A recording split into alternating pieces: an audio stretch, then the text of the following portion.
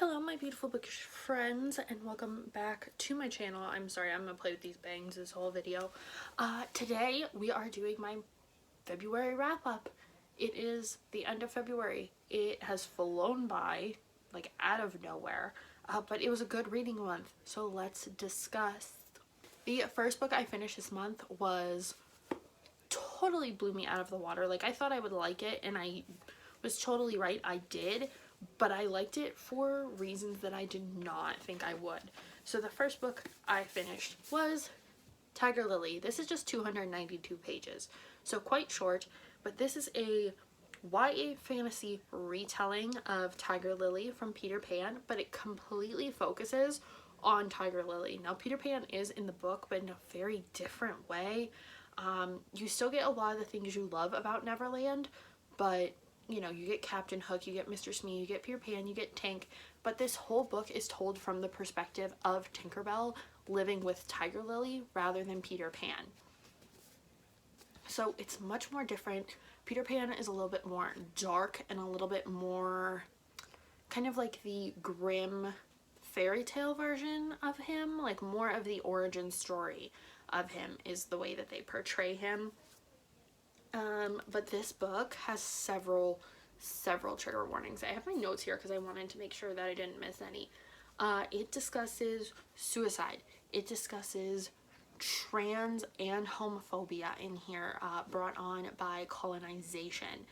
There is like a tragic love story in here between two people. It does have a very nice ending. Like, it does not end the way you think it will, but it was very satisfying. I mean, also the cover is just gorgeous. But this is by Jodi Lynn Anderson.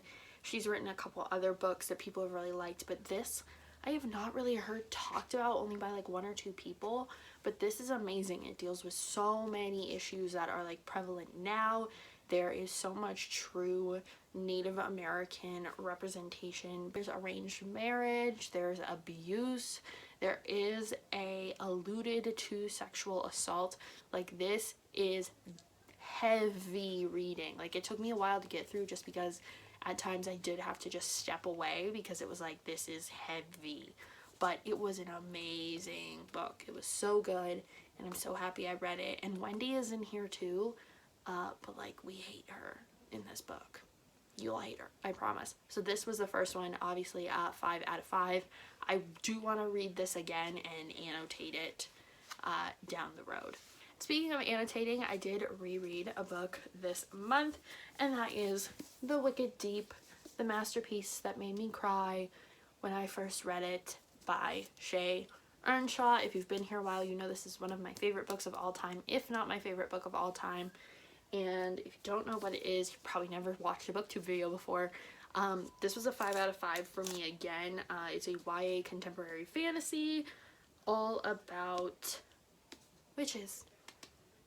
Yep, witches. It's kind of like a hocus pocus kind of vibe because there are 3 witchy sisters. It's in a coastal town in, I believe, Oregon. Yeah, Oregon. And there's some time jumps, but they're done, like, they're separated very clearly. But this is the first book I have ever annotated, so hopefully you can see all my little tabs here. It's the first one I've ever done like this, and it was so fun to do and just kind of really dissect the book and remember why I loved it so much, and really going through all the parts that just like really entertained me the first time. So yeah, and now I have my own little annotating system. It was better the second time, and I fell in love with Bo even more in this one, and Penny I think so even more, which is strange because a lot of people don't like her, but I really like this book. So I'll probably read it like every year from now on. So then Contemporary-a-thon happened, and it was time to do some challenges, and I think I met every challenge this time around, which is like a first for me. So first book I picked up was Get a Life, Chloe Brown. This one met the diverse read and the creator favorite read. So this is one of Chelsea Dolling's favorite books, and I do love her channel. Please go check her out. She does amazing booktube videos. But this is a contemporary adult romance. It was 369 pages, and this is all about Chloe, who has, I kept saying, I think I said cystic fibrosis. It's fibromyalgia. Like, those are two very different things. She has fibromyalgia, so she deals with chronic pain. So this is all about her having near-death experience and deciding that she hasn't done anything with her life. Like, when it flashes before her eyes, it's very boring.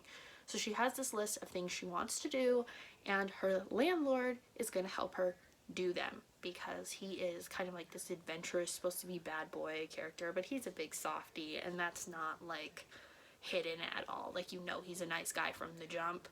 So there was a lot of really good banter. The relationship felt very real. Like, there wasn't a whole lot of fluff, but there also wasn't a whole lot of drama either. There was a little bit, but not a lot. Very relatable. It does touch on some like emotional and mental abuse. But I connected with this book because it talks about when she got diagnosed, how people treated her different, and in a way that like she was faking it or doing it for attention, and I really resonated with that. So this is like a new favorite. I read Fangirl, which is over 400 pages, and I gave it a 4 out of 5. I really thought I would love this book more, but we'll talk why.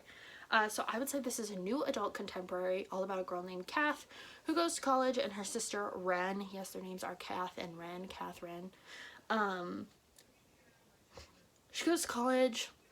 Her sister wants a more independent life from her twin sister, and she does not want it at all, and it's very evident that Kath has some anxiety issues, and those are fleshed out throughout the book in a really nice way.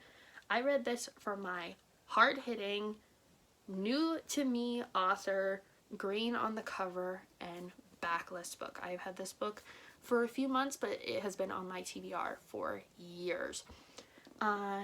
I would probably read it again. I feel like if I read this in my freshman year of college, I would have resonated with it more and been like, wow, this is really everything. But now that I'm older and kind of past those feelings, I feel like maybe it's not for me anymore. I don't know. But it does have these Simon Snow stories, which have been turned into their own books with Wayward Son and Carry On, so you can actually read the fan fiction she writes in the book that inspired it all now. So this is like a worldwide phenomenon. So yeah, 4 out of 5. It was okay.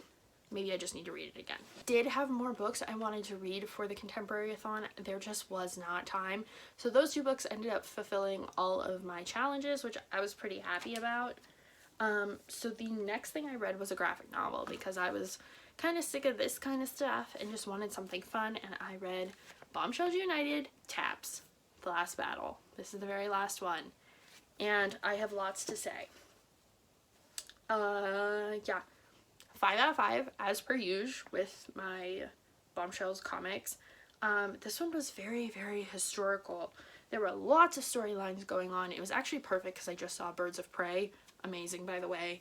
And this talks a lot about Black Canary. So you learn some things in this that if you've seen Birds of Prey or are about to watch Birds of Prey will kind of help you. I suggest watching Birds of Prey first, though. But everybody comes back. All the people from the first Bombshells to the last Bombshells to you find out there's been other Bombshells this whole time that we never knew about. Like, this series could carry on forever. And I wish it could, but I understand why it can't. But it was like the perfect goodbye to this series for me, and I'm sad, but I have it to reread over and over again. But yeah, it was the perfect goodbye between Wonder Woman and Supergirl and Batwoman, who are like your main people. But it was just awesome to read, and the art style in this one, I mean, they're all fantastic, but let me get to like a place where there's not like a spoiler. Like, amazing. So, love it. Then I finally read, after much pestering from my cousin Christy, who you all have probably seen her comments on my channel telling me to read this book, I read Sky in the Deep. I gave it a 5 out of 5. This is a YA fantasy, I believe, set in like Viking world kind of time.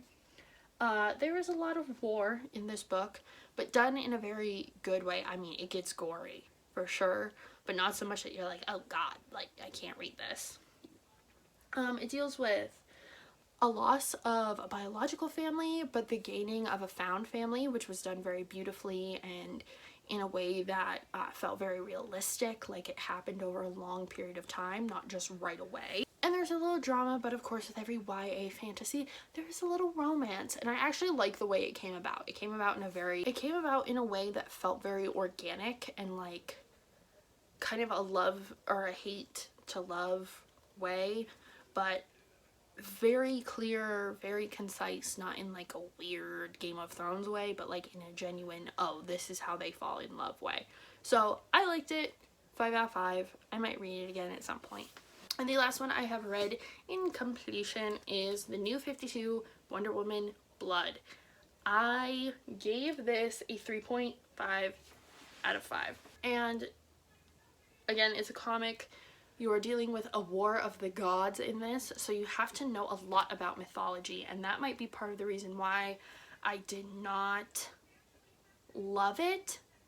But it was a totally new storyline of Wonder Woman. It was very different. The art style was very different.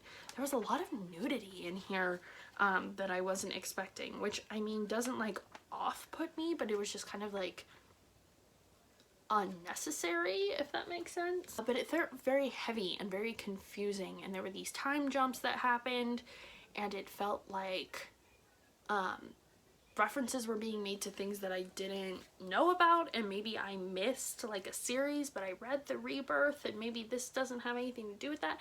Like, it felt very weird. In the Harley Rebirth, they will say they'll call back to another issue, and then they tell you what issue it's from, so you can go back and read it if you want more on that particular part of the story. And I feel like this needed that, and if it's not calling back to any sort of other Wonder Woman comics, I don't know how it will ever make sense. I will get the second one just because I want to see how what happened plays out, but it was super confusing, and I wasn't super into the alternative storyline. So it felt just like a lot of characters all at once to be throwing at us. But yeah, that is it for all the books I finished. I did start Hungry Hearts. I read the first story in this anthology. It was really cute, and I love the way that food played into it, so I'm going to keep reading this.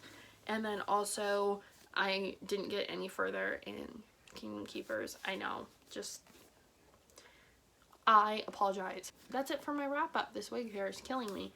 I hope you guys enjoy. Make sure you check out my other booktube videos. My TBR is coming out very soon. Should be tomorrow, actually, from this video. I'll be in the same clothes and same makeup. But yeah, I hope to see you all tomorrow. Happy reading, and I'll see you next one.